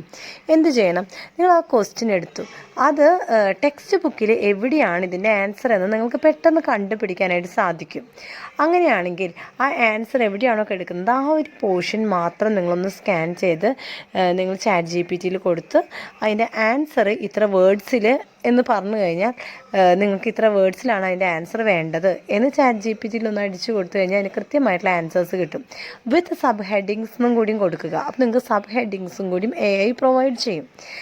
നിങ്ങളുടെ അസൈൻമെൻറ്റ്സ് ആകട്ടെ, നിങ്ങളുടെ എക്സാമിൻ്റെ സമയത്ത് നിങ്ങളുടെ എഴുതിയിട്ടുള്ള ആ എക്സാം പേപ്പേഴ്സ് ആകട്ടെ ടീച്ചേഴ്സ് ഇവാലുവേറ്റ് ചെയ്യുന്ന രീതി ഇങ്ങനെയാണ്. 1, ഇൻട്രൊഡക്ഷൻ അവർ നോക്കും. 2, നിങ്ങൾ എന്തെങ്കിലും എക്സാമ്പിൾസോ കൊട്ടേഷൻസോ ഒക്കെ കൊടുത്തിട്ടുണ്ടോ എന്നുള്ളത് അവർ നോക്കും. പിന്നെ സബ് ഹെഡിങ്സ്, പോയിൻറ്റ്സുകൾ, കൺക്ലൂഷൻ, ഇത്രയുമാണ് ഓരോ ടീച്ചേഴ്സും മെയിനായിട്ട് ഇവാലുവേഷൻ്റെ ടൈമിൽ നോക്കുന്നത്. അപ്പം നമ്മൾ ഈ വാരി വലിച്ച് കുറേ പഠിച്ചതിന് ശേഷം അതൊരു പാരഗ്രാഫായിട്ട് എഴുതുന്നതിന് പകരം അങ്ങനെ എഴുതുമ്പോൾ നിങ്ങൾക്ക് വളരെ കുറവ് മാർക്ക് കിട്ടിയിട്ടുണ്ടാവുള്ളൂ. ചില കുട്ടികൾ ഹാർഡ് വർക്ക് ചെയ്തിട്ടായിരിക്കും എഴുതുന്നുണ്ടായിരിക്കുക. പക്ഷേ ഇതേ സംഭവം നിങ്ങൾ ഈ ഒരു മെത്തേഡിൽ എഴുതുകയാണെങ്കിൽ ഹൈ സ്കോർ നിങ്ങൾക്ക് കിട്ടും. അത് ഐ അഷ്വർ യു ദാറ്റ്. അത് ഷുവർ കാര്യമാണ് ഞാനീ പറയുന്നത്. എന്നിട്ട് ഓരോ സബ് ഹെഡിങ്സിനും അണ്ടർലൈൻ അണ്ടർലൈൻ ചെയ്യുക. കൊട്ടേഷനൊക്കെ കറക്റ്റ് ആണെങ്കിൽ അത് ഇൻവേർട്ടഡ് കോമയിൽ ഇടുക, അതും ഒന്ന് അണ്ടർലൈൻ ചെയ്യുക. ഇൻട്രൊഡക്ഷൻ എന്ന് എഴുതിയിട്ട് അവിടെ അണ്ടർലൈൻ ചെയ്യുക. കൺക്ലൂഷനിൽ അണ്ടർലൈൻ ചെയ്യുക. പോയിൻറ്റ്സ് എഴുതിയിട്ടുണ്ടെങ്കിൽ പോയിൻറ്റ്സിൻ്റെ സൈഡിൽ ഒരു സ്റ്റാറോ അല്ലെങ്കിൽ ഡോട്ട്സോ അങ്ങനെ എന്തെങ്കിലും ഇട്ട് കൊടുക്കുക. അങ്ങനെ നിങ്ങൾക്ക് കൂടുതൽ സ്കോർ ചെയ്യാനായിട്ട് സാധിക്കും. അപ്പോൾ ക്ലിയർ ആയെന്ന് പ്രതീക്ഷിക്കുന്നു. അടുത്തതായിട്ട് അസൈൻമെൻറ്റ് സബ്മിറ്റ് ചെയ്യുമ്പോൾ നിങ്ങൾ എന്തൊക്കെ കാര്യങ്ങൾ ശ്രദ്ധിക്കണമെന്ന് നോക്കാം. അസൈൻമെൻറ്റ് സബ്മിറ്റ് ചെയ്യുന്ന സമയത്ത് ഒരു കാര്യം നിങ്ങൾ ശ്രദ്ധിക്കേണ്ടത്, ഒരു അക്നോളജ്മെൻറ്റ് പേപ്പർ നിങ്ങൾ അത് സബ്മിറ്റ് ചെയ്യേണ്ടി വരും. അത് നിങ്ങൾക്ക് യൂട്യൂബിൽ ഒത്തിരി വീഡിയോസ് ലഭിക്കും കേട്ടോ. അപ്പോൾ അതൊന്ന് നോക്കിയിട്ട് നിങ്ങൾ അസൈൻമെൻറ്റ്സുകളൊക്കെ ചെയ്തോളൂ. അപ്പോൾ ഈ അക്നോളജ്മെൻറ്റിൽ ആ ഒരു ഫോമിൽ ഏതൊക്കെ അസൈൻമെൻറ്റ്സ് ആണ് നിങ്ങൾ സബ്മിറ്റ് ചെയ്യുന്നത് അതുകളുടെ ആ കോഡ്, പ്രോഗ്രാം കോഡും ആ കോഴ്സ് നെയിമും എഴുതി ഡേറ്റ് ഇട്ടതിന് ശേഷം നിങ്ങൾ ആർക്കാണോ ഇത് സമർപ്പിക്കുന്നത് എക്സാം സെൻറ്ററിൽ അവരുടെ കയ്യിൽ ഈ പറയുന്ന അക്നോളജ്മെൻറ്റ് പേപ്പർ കൊടുത്ത് അവരുടെ കയ്യിൽ നിന്നും സിഗ്നേച്ചറും സീലും വാങ്ങിക്കാൻ ശ്രദ്ധിക്കണം. അഥവാ അക്നോളജ്മെൻറ്റ് പേപ്പർ നിങ്ങളുടെ കൈവശം ഇല്ലെങ്കിൽ വെറുതെ ഒരു A4 ഷീറ്റിൽ നിങ്ങളുടെ കോഴ്സ് നെയിംസും അതുപോലെ തന്നെ ആ കോഴ്സ് കോഡും എഴുതി ഡേറ്റ് ഇടാനായിട്ട് മറക്കരുത്. എന്നിട്ട് എക്സാം സെൻറ്ററല്ല സ്റ്റഡി സെൻറ്ററിൽ ആർക്കാണോ അസൈൻമെൻറ്റ്സ് നിങ്ങൾ കൊടുക്കുന്നത് അവരുടെ കയ്യിൽ നിന്നും സീലും സിഗ്നേച്ചറും വാങ്ങിക്കണം. എന്നിട്ട് നിങ്ങൾ സൂക്ഷിച്ച് വെക്കണം. കാരണം എന്താണെന്ന് വെച്ച് കഴിഞ്ഞാൽ അഥവാ ഇൻ കേസ് നിങ്ങളുടെ അസൈൻമെൻറ്റ്സ് അങ്ങനെ അവരുടെ കയ്യിൽ നിന്ന് മിസ്സാവുകയാണെങ്കിൽ ഇതാണ് നിങ്ങളുടെ കയ്യിലുള്ള ആകെയുള്ള പ്രൂഫ്, അത് നിങ്ങൾ അവിടെ സബ്മിറ്റ് ചെയ്തിട്ടുണ്ട് എന്നുള്ളത്. ഓക്കെ, അപ്പോൾ നിങ്ങൾക്ക് ക്ലെയിം ചെയ്യാനായിട്ട് സാധിക്കും. അതുപോലെ തന്നെ അസൈൻമെൻറ്റ് സബ്മിറ്റ് ചെയ്യുന്നതിന് മുൻപേ നിങ്ങളുടെ ആ അസൈൻമെൻറ്റ് കംപ്ലീറ്റ് ആയിട്ട് നിങ്ങൾ ഫോട്ടോസ്റ്റാറ്റ് എടുക്കണമെന്നൊന്നും ഞാൻ പറയില്ല. അതിന് പകരമായിട്ട് നിങ്ങൾക്ക് അതെല്ലാം ഒരു ഫോട്ടോ എടുത്ത് നിങ്ങൾക്ക് മെയിലിലോ മറ്റോ സൂക്ഷിച്ച് വെക്കാം. അഥവാ ഈ പറഞ്ഞ പോലെ ഈ നിങ്ങളുടെ അസൈൻമെൻറ്റ് ലോസ് ആവുകയാണെങ്കിൽ, ഏതെങ്കിലും കാരണവശാൽ നഷ്ടപ്പെടുകയാണെങ്കിൽ നിങ്ങളോട് അവരെന്താണ് ആവശ്യപ്പെടുന്നതെന്ന് നമുക്കറിയില്ല. ആദ്യം എഴുതാനായിട്ട് പറയുകയാണെങ്കിൽ നിങ്ങൾക്കത് പെട്ടെന്ന് എഴുതി കൊടുക്കാം. ഓക്കെ, അല്ലെങ്കിൽ അതിൻ്റെ ഒരു പ്രൂഫൊക്കെ നിങ്ങൾ സബ്മിറ്റ് ചെയ്യേണ്ടി വരും. അപ്പോൾ അതിന് ഇത് ഉപകരിക്കും. ഓക്കെ, എക്സാം പോലെ തന്നെയാണ് അസൈൻമെൻറ്റ്സിനും വർഷത്തിൽ 2 പ്രാവശ്യമാണ് അസൈൻമെൻറ്റ് എഴുതി സബ്മിറ്റ് ചെയ്യാനുള്ള അവസരം നമുക്ക് ലഭിക്കുന്നത്. അപ്പോൾ ആ അവസരം നമ്മൾ ഒരിക്കലും എന്താ പറയുക വേസ്റ്റ് ആക്കരുതെന്നാണ് എനിക്ക് പറയാനുള്ളത്. ഈ മിനിമം ഡ്യൂറേഷനിൽ തന്നെ നിങ്ങളുടെ അസൈൻമെൻറ്റ്സ് എഴുതി സബ്മിറ്റ് ചെയ്ത് തീർക്കുക. അറ്റ്ലീസ്റ്റ് നിങ്ങൾക്കിത് എക്സാം പോലെ പഠിക്കേണ്ട കാര്യമൊന്നുമില്ലല്ലോ. നിങ്ങൾക്ക് എവിടെയെങ്കിലുമൊക്കെ നോക്കി റെഫർ ചെയ്ത് ഇത് എഴുതി കൊടുക്കാവുന്നതല്ലേ ഉള്ളൂ. അപ്പോൾ A4 ഷീറ്റിൽ വൃത്തിയായിട്ട് നിങ്ങൾക്ക് ഒരു പുറത്ത് മാത്രമാണ് സാധാരണ നമ്മൾ എഴുതാറ്, 2 പുറം എഴുതാറില്ല. അപ്പോൾ അത് പഞ്ച് ചെയ്ത് പിന്നെ അതുപോലെ ഒരു കാര്യം കൂടി ഞാൻ പറയാം. അസൈൻമെൻറ്റ്സ് എഴുതുമ്പോൾ ഫസ്റ്റ് ക്വസ്റ്റ്യൻസ് എഴുതണം. ഏത് ക്വസ്റ്റ്യനാണ് നമ്മൾ എഴുതുന്നത്, അപ്പോൾ ആ ക്വസ്റ്റ്യൻ എഴുതിയിട്ട് വേണം ആൻസർ എഴുതേണ്ടത്. അപ്പോൾ അതൊക്കെ നിങ്ങളുടെ അസൈൻമെൻറ്റിൻ്റെ മാർക്ക് ഇൻക്രീസ് ചെയ്യാനുള്ള മെത്തേഡുകളാണ്. അതുപോലെ 4 സൈഡും ബോർഡർ വരയ്ക്കുമ്പോൾ നിങ്ങൾ ശ്രദ്ധിക്കേണ്ട കാര്യം, ഒരു സ്കെയിൽ ലെങ്ത് ആയിരിക്കണം നിങ്ങളുടെ ബോർഡർ. അതെന്തിനാണ് അത്രയും ലെങ്ത് നമ്മൾ വെക്കുന്നതെന്ന് വെച്ചാൽ പഞ്ച് ചെയ്യുന്ന സമയത്ത് അത് നിങ്ങൾക്കറിയാം ലെറ്റേഴ്സ് പോകാതിരിക്കാനാണ്. ഓക്കെ, പിന്നെ അവരുടെ ഒരു ഇൻസ്ട്രക്ഷനും അങ്ങനെ തന്നെയാണ്, ഒരു സ്കെയിൽ സൈസൊക്കെയാണ് പറയുന്നത്. അപ്പോൾ അതും നിങ്ങൾ നോട്ട് ചെയ്യുക. അപ്പോൾ ഇതൊന്നും മിസ് ചെയ്യരുത് കേട്ടോ. ഇങ്ങനെയുള്ള കുറച്ച് കാര്യങ്ങൾ നിങ്ങൾ ശ്രദ്ധിക്കണം. ഇതൊന്നും നമ്മുടെ ഇൻസ്ട്രക്ഷനിൽ നമ്മൾ വായിക്കാതെ വിടുന്ന കുറച്ച് കാര്യങ്ങളാണ്. അസൈൻമെൻറ്റ് സബ്മിറ്റ് ചെയ്യേണ്ട ലാസ്റ്റ് ഡേറ്റ് ഉണ്ടായിരിക്കണം. ലാസ്റ്റ് ഡേറ്റിന് വേണ്ടി കാത്തിരിക്കാതെ അതിന് മുന്നേ തന്നെ സബ്മിറ്റ് ചെയ്യാനായിട്ട് ശ്രദ്ധിക്കുക. അതുപോലെ ഓൾമോസ്റ്റ് എല്ലാ ടൈമിലും അസൈൻമെൻറ്റ് ലാസ്റ്റ് ഡേറ്റ് കഴിഞ്ഞാലും കുറച്ചും കൂടി സമയം അവർ നീട്ടി കൊടുക്കുന്ന ഒരു പതിവുണ്ട്. അത് എപ്പോൾ വേണമെങ്കിലും അതിന് മാറ്റം വരാം കേട്ടോ. അപ്പോൾ സാധാരണ അങ്ങനെ ഒരു സംഭവം ഉണ്ട്. അപ്പോൾ അഥവാ നിങ്ങൾ അസൈൻമെൻറ്റ് എഴുതി കഴിഞ്ഞിട്ടില്ല എങ്കിൽ നിങ്ങൾ ഒട്ടും വിഷമിക്കേണ്ട. അങ്ങനെ ഒരു സമയം ഉണ്ടാവാനുള്ള എല്ലാ ചാൻസും ഉണ്ട്. അത് നിങ്ങൾക്ക് ആ സമയത്തിൻ്റെ ഉള്ളിലും ഇത് ഞാൻ അസൈൻമെൻറ്റ് ചെയ്ത് കഴിയാത്ത കുട്ടികളോടാണ് ഇപ്പോൾ ഞാൻ സംസാരിച്ചത് കേട്ടോ. അല്ലാതെ ഇതൊരു എന്താ പറയുക ഗ്രാൻഡഡ് ആയിട്ട് എടുക്കരുത് ഈ ഒരു കാര്യം. ഓക്കെ, അതിനുശേഷം ടേം ആൻഡ് എക്സാമിനേഷനെ കുറിച്ച് നമുക്ക് നോക്കാം. എക്സാം എഴുതുന്നതിന് മുമ്പ് എക്സാമിൻ്റെ എലിജിബിലിറ്റി നമ്മൾ നോക്കണം. എക്സാമിനേഷൻ ഫോം ഫില്ല് ചെയ്യണം. അപ്പോൾ എക്സാമിനേഷൻ ഫോം ഫില്ല് ചെയ്യുമ്പോൾ ശ്രദ്ധിക്കേണ്ട കാര്യങ്ങളൊക്കെ ഞാൻ പറഞ്ഞിരുന്നു. എക്സാമിനേഷൻ ഫീ നമ്മൾ അടയ്ക്കേണ്ടി വരും. അപ്പോൾ അതൊക്കെ ശ്രദ്ധിക്കുക. എക്സാമിനേഷൻ ഫീ ഒക്കെ അടച്ചു കഴിയുമ്പോൾ ആ റിസീറ്റൊക്കെ നമ്മളുടെ മെയിലിൽ തന്നെ ഉണ്ടായിരിക്കും. ഓക്കെ. പിന്നെ കോഴ്സ് കോഡുകൾ, എക്സാമിനേഷൻ സെൻറ്റർ, അതൊക്കെ നിങ്ങൾ മൈൻഡിൽ നോട്ട് ചെയ്യണം. ഏത് എക്സാമിനേഷൻ സെൻറ്ററിലാണ് നിങ്ങൾ എക്സാം എഴുതാനായിട്ട് പോകുന്നത്. അതുപോലെ ഹോൾ ടിക്കറ്റ് അപ്പോൾ തന്നെ എക്സാമിനേഷൻ ആ ഫോം ഫിൽ ചെയ്ത് അപ്പോൾ തന്നെ ഹോൾ ടിക്കറ്റ് നിങ്ങൾക്ക് ലഭിക്കില്ല. ഹോൾ ടിക്കറ്റ് പിന്നീട് വരുന്നതായിരിക്കും. അതും നിങ്ങൾ കാത്തിരിക്കണം. ഹോൾ ടിക്കറ്റിൻ്റെ നോട്ടിഫിക്കേഷൻ വരുമ്പോൾ തന്നെ ഹോൾ ടിക്കറ്റ് പ്രിൻറ്റ് ചെയ്തെടുക്കുക. അതുപോലെ എക്സാം ഷെഡ്യൂൾ നിങ്ങൾ പരിശോധിക്കുക. അതിനനുസരിച്ച് എക്സാമിന് വേണ്ടിയുള്ള പ്രിപ്പറേഷൻ നടത്തുക. ഇനി ഇതിലൊരു കാര്യം ഞാൻ വിട്ടുപോയത്, നിങ്ങളുടെ ID കാർഡ് നിങ്ങൾ അഡ്മിഷൻ എടുക്കുന്ന സമയത്ത് തന്നെ ID കാർഡിൻ്റെ ഒരു പ്രൂഫ് നിങ്ങൾക്ക് ലഭിക്കും. ഓക്കെ. അപ്പോൾ ID കാർഡ് നിങ്ങൾ ഡൗൺലോഡ് ചെയ്യണം. ഡൗൺലോഡ് ചെയ്ത് അത് പ്രിൻ്റ് ഔട്ട് ചെയ്ത് കളർ പ്രിൻ്റ് ചെയ്ത് ലാമിനേറ്റ് ചെയ്ത് വെക്കുക. ഇത് നിങ്ങൾക്ക് എല്ലാ എക്സാമിൻ്റെ ടൈമിലും നിങ്ങൾക്ക് കൊണ്ടുപോകേണ്ട കാര്യമാണ്. അപ്പോൾ അത് സ്റ്റാർട്ടിങ്ങിൽ ചെയ്ത് വെക്കണം കേട്ടോ. ഞാൻ നേരത്തെ പറഞ്ഞു ജൂൺ ഡിസംബർ മാസങ്ങളിലാണ് ഈ പറയുന്ന എക്സാംസുകൾ സാധാരണയായിട്ട് നടത്താറുള്ളത്. ഇതും ഞാൻ നേരത്തെ പറഞ്ഞ കാര്യങ്ങളാണ്. എക്സാം ഫോം ഫില്ല് ചെയ്യുമ്പോൾ ശ്രദ്ധിക്കേണ്ട കാര്യങ്ങളാണ്. കോഴ്സ് കോഡ്, എക്സാമിനേഷൻ ഫീ, എക്സാമിനേഷൻ സെൻറ്റർ, പിന്നെ ലാസ്റ്റ് ഡേറ്റ്, അതുപോലെ അതിൽ ഒത്തിരി ഇൻസ്ട്രക്ഷൻസ് നൽകിയിട്ടുണ്ട്. അതെല്ലാം വായിക്കുക. കാരണം നിങ്ങളുടെയാണ് ആവശ്യം. അപ്പോൾ ആ ഇൻസ്ട്രക്ഷൻസ് ഒക്കെ വായിക്കുക. അതുപോലെ തന്നെ ഹോൾ ടിക്കറ്റ് അല്ലെങ്കിൽ അഡ്മിറ്റ് കാർഡ് നിങ്ങൾക്ക് എക്സാമിന് മുൻപായിട്ട് അത് ലഭിക്കുമെന്ന് പറഞ്ഞു കഴിഞ്ഞാൽ നിങ്ങളത് ഡൗൺലോഡ് ചെയ്ത് എടുക്കണം. ഓക്കെ. ഒന്നും അവർ നിങ്ങളുടെ ഫോൺ വിളിച്ചോ അല്ലെങ്കിൽ വേറെ ഇൻസ്ട്രക്ഷൻസ് ഒന്നും നൽകുന്നില്ല. നിങ്ങൾ തന്നെയാണ് ഈ പറയുന്ന യൂട്യൂബോ അല്ലെങ്കിൽ ഇൻസ്റ്റാഗ്രാമിലോ അല്ലെങ്കിൽ ഫേസ്ബുക്കിലോ അല്ലെങ്കിൽ നിങ്ങളുടെ ഒഫീഷ്യൽ വെബ്സൈറ്റിലോ ഒക്കെ ചെക്ക് ചെയ്ത് നിങ്ങളുടെ ഡേറ്റുകളും കാര്യങ്ങളൊക്കെ അറിഞ്ഞു വെക്കേണ്ടത്. ഓക്കെ. ഇത് സീരിയസ് ആയിട്ട് എടുത്ത് നിങ്ങൾ അത് ചെയ്യണം. അപ്പോൾ ഈ പറയുന്ന ഹോൾ ടിക്കറ്റ് നിങ്ങളുടെ കയ്യിൽ കിട്ടിക്കഴിയുമ്പോൾ course code, exam date, exam time, exam centre, അങ്ങനെ എല്ലാം, എൻറോൾ നമ്പർ, പേരിൻ്റെ സ്പെല്ലിങ്സ് എല്ലാം നിങ്ങൾ ചെക്ക് ചെയ്യുക. എന്തെങ്കിലും രീതിയിൽ വല്ല മിസ്റ്റേക്സ് നിങ്ങൾക്ക് തോന്നുകയാണെങ്കിൽ ഇമ്മീഡിയറ്റ്ലി സ്റ്റഡി സെൻറ്ററോ അല്ലെങ്കിൽ റീജിയണൽ സെൻറ്ററിലോ കോൺടാക്റ്റ് ചെയ്ത് അവരോട് ചോദിക്കണം എന്താണ് ചെയ്യേണ്ടതെന്ന്. ഓക്കെ. അപ്പോൾ അതൊരിക്കലും എക്സാം ആകുന്ന വരെ നിൽക്കരുത്. അതിന് മുൻപേ ചെയ്ത് തീർക്കേണ്ട കാര്യങ്ങളാണ്. ഇനി ഇതെല്ലാം കഴിഞ്ഞു എക്സാമിൻ്റെ ദിവസമായി. അപ്പോൾ എക്സാമിന് പോകുന്ന സമയത്ത് എന്തൊക്കെ സാധനങ്ങളാണ് നിങ്ങൾ കൊണ്ടുപോകേണ്ടത്? 1 ഹോൾ ടിക്കറ്റ്, 2 നിങ്ങളുടെ വാലിഡ് ID പ്രൂഫ്, പിന്നെ പെന്ന് പറഞ്ഞാൽ ഒരു പേനൊന്നും എടുക്കരുത്. ചില കുട്ടികളൊക്കെ കാണും ഒരു പേന എടുത്ത് അതും തെളിയില്ല, എന്നിട്ട് നിങ്ങൾ വേറെ ആരോടെങ്കിലുമൊക്കെ ചോദിക്കാൻ നിൽക്കുന്നത്. അപ്പോൾ അതിന് മുൻപേ പേന എടുക്കുമ്പോൾ നിങ്ങൾ ഫ്രഷായിട്ട് പുതിയ പേന എടുക്കാതെ അത് കുറച്ചൊന്ന് എഴുതി നോക്കിയിട്ട് എടുക്കുകയാണെങ്കിൽ നല്ല സ്മൂത്ത് ആയിട്ടുള്ള ഹാൻഡ് റൈറ്റിംഗ് ലഭിക്കും. അങ്ങനെ പെർമിറ്റഡ് ആയിട്ടുള്ള മറ്റു മെറ്റീരിയൽസും പിന്നെ എൻറോൾമെൻറ്റ് നമ്പർ ഉള്ള നിങ്ങളുടെ ID പ്രൂഫ്, ഇഗ്നോയുടെ ID പ്രൂഫ് എടുക്കാനായിട്ട് ഒരിക്കലും മറക്കരുത്. അപ്പോൾ ചില സ്ഥലങ്ങളിൽ ആധാർ കാർഡും മറ്റും അവർ ചോദിക്കും. അപ്പോൾ അതനുസരിച്ച് ആധാർ കാർഡോ അങ്ങനെ എന്തെങ്കിലും ഒരു ID പ്രൂഫ്, അതുപോലെ ഇഗ്നോയുടെ ID പ്രൂഫ്, അതുപോലെ ഹോൾ ടിക്കറ്റ്, പെൻസ്, മറ്റ് പെർമിറ്റഡ് ആയിട്ടുള്ള നിങ്ങളുടെ പ്രോഗ്രാമിനനുസരിച്ച് പെർമിറ്റ് ആയിട്ടുള്ള വസ്തുക്കളും കൂടി കൊണ്ടുപോകാം. ഇതെല്ലാം കഴിഞ്ഞു. ഇനി അവസാനം ഇഗ്നോ എക്സാം നമുക്ക് എങ്ങനെയാണ് ഇഗ്നോ എക്സാം എഴുതേണ്ടത്?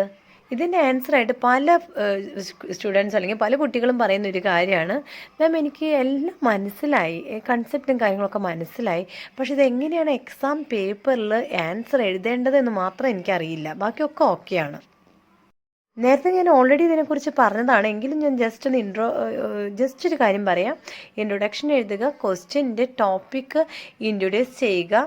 കഴിഞ്ഞാൽ ആ ഇൻട്രൊഡക്ഷനിൽ നിങ്ങൾ എന്താ ചെയ്യേണ്ടത്, ക്വസ്റ്റ്യനിൽ എന്താണോ കൊടുത്തിരിക്കുന്നത് അതിൻ്റെ ആ ടോപ്പിക്കിനോട് അനുബന്ധമായിട്ടുള്ള കാര്യമായിരിക്കണം ഇൻട്രൊഡ്യൂസ് ചെയ്യേണ്ടത്.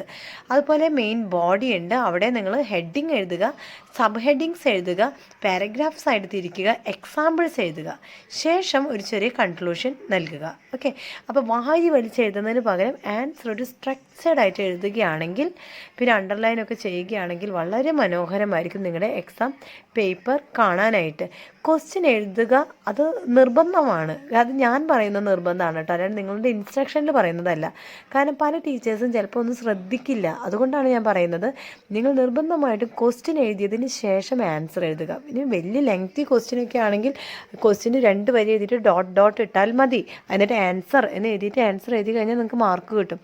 അതുപോലെ ക്വസ്റ്റ്യൻ നമ്പേഴ്സ്, പിന്നെ നിങ്ങൾക്ക് അറിയുന്ന ഒരു മെത്തേഡാണെങ്കിലും ഞാൻ പറയുന്നു, നിങ്ങൾക്ക് ഏറ്റവും എളുപ്പം തോന്നുന്ന ആൻസർ ഏതാണ് അത് ആദ്യം എഴുതുകയാണെങ്കിൽ ടീച്ചർ വിചാരിക്കും, ഓ ഈ കുട്ടി നന്നായി പഠിക്കുന്ന കുട്ടിയാണ്, കുട്ടിക്ക് കുറച്ചെങ്കിലും അറിയാം. അപ്പോൾ അതിന് അവർ സ്കോർ കൊടുത്തതിന് ശേഷം ടീച്ചർമാർക്ക് ഒരു നല്ല മൂഡുണ്ടാവും. അതിന് ശേഷം വരുന്ന ആൻസേഴ്സിനൊക്കെ അവർ കുറച്ച് കൺസിഡറേഷൻ കൂടുതൽ കൊടുക്കും. അതേസമയം നമുക്ക് ഒട്ടും അറിയാത്ത ക്വസ്റ്റ്യനാണ് ഫസ്റ്റ് ഉള്ളതെന്ന് വെച്ചിട്ട് അത് ആദ്യം അറ്റംപ്റ്റ് ചെയ്യുകയാണെങ്കിൽ എന്താ പ്രശ്നം, നിങ്ങൾക്ക് ചിലപ്പോൾ രണ്ടാമത്തെ മൂന്നാമത്തെ ക്വസ്റ്റ്യനൊക്കെ നല്ല വ്യക്തമായിട്ട് അറിയായിരിക്കാം. പക്ഷെ നിങ്ങൾ നമ്പർ തെറ്റിക്കാതെ ഓർഡറിൽ എഴുതുമ്പോഴുള്ള പ്രശ്നം ഇതാണ്, ആദ്യത്തെ ക്വസ്റ്റ്യനൊക്കെ ഒന്നും അറിയില്ല, പക്ഷെ എന്തെങ്കിലുമൊക്കെ കാട്ടി വെച്ചു ടീച്ചറുടെ മൈൻഡിൽ ഓൾറെഡി ഒരു റിമാർക്ക് വീണു. അതെന്താണ്, ഈ കുട്ടിക്ക് പ്രത്യേകിച്ച് ഒന്നും അറിയില്ല, വെറുതെ വാരി വലിച്ച് എഴുതിയിരിക്കുന്നതാണ്. അപ്പോൾ രണ്ടാമത്തെ ക്വസ്റ്റ്യനും ഇങ്ങനെയൊക്കെ തന്നെ എഴുതി. മൂന്നാമത്തെ ക്വസ്റ്റ്യൻ അതേസമയം നിങ്ങൾക്ക് വളരെ നന്നായിട്ട് അറിയാം, പക്ഷേ ടീച്ചർമാർ ഓൾറെഡി അവരെ മൈൻഡിലുണ്ട് ഈ കുട്ടി എന്തെങ്കിലുമൊക്കെ വാരി വലിച്ച് എഴുതിയിരിക്കുന്നതാണ്. അപ്പോൾ മൂന്നാമത്തെ വളരെ നന്നായിട്ടുള്ള ആൻസറിനും ആ ഒരു കൺസിഡറേഷനെ നിങ്ങൾക്ക് കിട്ടുകയുള്ളൂ. ഓക്കെ, ഇതൊക്കെ സാധാരണ ടീച്ചേഴ്സിൻ്റെ മൈൻഡ് സെറ്റാണ്. ചില ടീച്ചേഴ്സ് നല്ല രീതിയിലൊക്കെ നോക്കുന്നവരാണെങ്കിൽ പെർഫെക്റ്റ് ആയിട്ട് മാർക്ക് നിങ്ങൾക്ക് കിട്ടും. വളരെ അപൂർവം കേസുകളൊക്കെയാണ് അങ്ങനെ പെർഫെക്ഷൻ ഉണ്ടായിരിക്കുകയുള്ളൂ. വെബ്സൈറ്റിൽ previous year question papers available ആണ്. അല്ലെങ്കിൽ യൂട്യൂബിൽ നിങ്ങളുടെ പ്രോഗ്രാം കൂടെ അടിച്ചു കൊടുത്തു കഴിഞ്ഞാൽ ധാരാളം യൂട്യൂബേഴ്സ് ചെയ്തിട്ടുണ്ട്. അപ്പോൾ അതിൽ നിന്നൊക്കെ നിങ്ങൾക്ക് എടുക്കാവുന്നതാണ് ക്വസ്റ്റ്യൻ പേപ്പേഴ്സും. ചില വെബ്സൈറ്റിൽ ഇപ്പോൾ നമ്മൾ ഗൂഗിളിലൊക്കെ സെർച്ച് ചെയ്ത ചിലതിൻ്റെയൊക്കെ ആൻസേഴ്സും നിങ്ങൾക്ക് ലഭിക്കും. അപ്പോൾ ആ ആൻസേഴ്സൊക്കെ നിങ്ങൾക്ക് പഠിക്കുക വളരെ എളുപ്പമാണ്. അപ്പോൾ പ്രീവിയസ് ഇയർ ക്വസ്റ്റ്യൻ പേപ്പേഴ്സ് നല്ല രീതിയിൽ പഠിച്ചാൽ തന്നെ നിങ്ങൾക്ക്, എനിക്ക് തോന്നുന്നു, നന്നായിട്ട് നിങ്ങൾക്ക് സ്കോർ ചെയ്യാനായിട്ട് സാധിക്കും. പ്രീവിയസ് ക്വസ്റ്റ്യൻ പേപ്പേഴ്സ് കൊണ്ട് മറ്റുള്ള ഗുണങ്ങൾ എന്ന് പറഞ്ഞു കഴിഞ്ഞാൽ നമുക്കൊന്ന് മനസ്സിലാക്കാൻ സാധിക്കും എങ്ങനെയാണ് ഇഗ്നോ എക്സാമിൻ്റെ ഒരു സ്ട്രക്ചർ. അതുപോലെ ഇമ്പോർട്ടൻ്റ് ആയിട്ടുള്ള ടോപ്പിക്സ് നമുക്ക് മനസ്സിലാക്കാം. റിപ്പീറ്റഡ് ആയിട്ട് വരുന്ന കുറേ അധികം ക്വസ്റ്റ്യൻസ് ആയിരിക്കും ഓൾമോസ്റ്റ് ചോദിച്ചുകൊണ്ടിരിക്കുന്നത്. അപ്പോൾ അതൊക്കെ ആയിരിക്കും ഇമ്പോർട്ടൻ്റ് ആയിട്ടുള്ളത്. പിന്നെ ആൻസർ എങ്ങനെ എഴുതാം എന്നുള്ളത് നമുക്ക് വീട്ടിൽ നിന്ന് പ്രാക്ടീസ് ചെയ്ത് പോയി കഴിഞ്ഞാൽ അങ്ങനെയുള്ള സ്റ്റുഡൻസിന് നല്ല രീതിയിൽ മാർക്ക് ലഭിക്കും. പിന്നെ ഞാൻ പറയാൻ പോകുന്നത് വളരെ വളരെ വളരെ ഇമ്പോർട്ടൻ്റ് ആയിട്ടുള്ള കാര്യമാണ് ടൈം മാനേജ്മെൻറ്റ്. ചില കുട്ടികൾക്ക് 2 മണിക്കൂറും ചില കുട്ടികൾക്ക് 3 മണിക്കൂറുമായിരിക്കും എക്സാംസ് ഇഗ്നോയിൽ കണ്ടക്ട് ചെയ്യുന്നത്. അപ്പോൾ ഈ 3 മണിക്കൂർ എക്സാം ഉള്ള കുട്ടി എന്ത് ചെയ്യണം, അല്ലെങ്കിൽ 2 മണിക്കൂർ എക്സാം ഉള്ള കുട്ടി എന്ത് ചെയ്യണം, നിങ്ങളുടെ ക്വസ്റ്റ്യൻ പേപ്പറിൻ്റെ പാറ്റേൺ ഓൾറെഡി നിങ്ങൾ മനസ്സിലാക്കി വെക്കുക. ഒരു ക്വസ്റ്റ്യന് ഇപ്പോൾ 20 മാർക്കിൻ്റെ ഒക്കെ ഒരു ക്വസ്റ്റ്യൻ ആണെങ്കിൽ എത്ര പേജ് എഴുതണം, 10 മാർക്കിൻ്റെ ക്വസ്റ്റ്യൻ ആണെങ്കിൽ എത്ര പേജ് എഴുതണം, 5 മാർക്കിൻ്റെ ആണെങ്കിൽ എത്ര പേജ് എഴുതണം, ഇതൊക്കെ നിങ്ങൾ അറിഞ്ഞു വെക്കുക. അപ്പോൾ ഒരു ബുക്ക്ലെറ്റ് എന്ന് പറയുന്ന ഒരു 30-33 പേജൊക്കെ ഉള്ളതായിരിക്കാം. അപ്പോൾ നിങ്ങൾ എന്ത് ചെയ്യണം, നിങ്ങൾ അതനുസരിച്ച് ഓൾറെഡി പ്ലാൻ ചെയ്യുക. ഓക്കെ, ഈ ഒരു ക്വസ്റ്റ്യന് ഇത്ര പേപ്പർ വെച്ച് ഞാൻ എഴുതി കഴിഞ്ഞാൽ അത് ഇത്ര ടൈമിൻ്റെ ഉള്ളിൽ ഞാൻ എഴുതാം. ഇങ്ങനെയുള്ള കുറച്ച് കാര്യങ്ങൾ നിങ്ങൾ തന്നെ സെറ്റ് ചെയ്ത് അതിനനുസരിച്ച് നിങ്ങൾ വീട്ടിൽ നിന്ന് പ്രാക്ടീസ് ചെയ്ത് നോക്കിക്കേ, നല്ല രീതിയിൽ നിങ്ങൾക്ക് സ്കോർ ചെയ്യാനായിട്ട് സാധിക്കും. അപ്പോൾ ഇഗ്നോ എക്സാം ഒരിക്കലും നിങ്ങൾക്ക് അത്രയും ടഫായിട്ട് തോന്നില്ല.